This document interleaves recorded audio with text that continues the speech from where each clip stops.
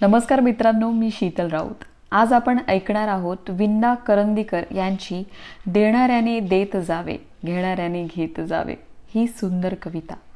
विंदा करंदीकर यांच्या निवडक कविता मला फार फार फार आवडतात।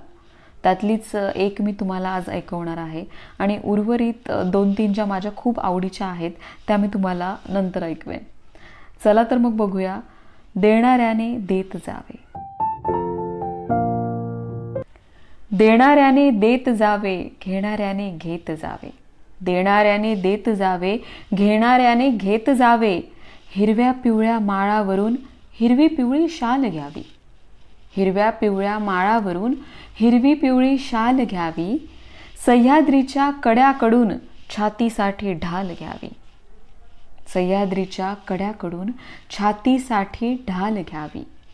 वेड्या पिशा ढगाकडून वेडे पिसे आकार घ्यावे, वेड्या पिशा ढगाकडून वेडे पिसे आकार घ्यावे।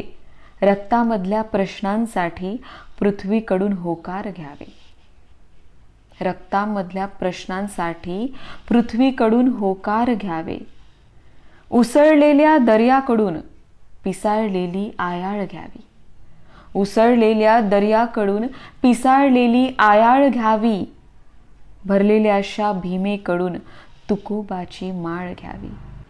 देणाऱ्याने देत जावे घेणाऱ्याने घेत जावे, घेता घेता एक दिवस देणाऱ्याचे हात घ्यावे। बघा किती सुंदर म्हटलंय। देणाऱ्याने देत जावे घेणाऱ्याने घेत जावे, घेता घेता एक दिवस देणाऱ्याचे हात घ्यावे।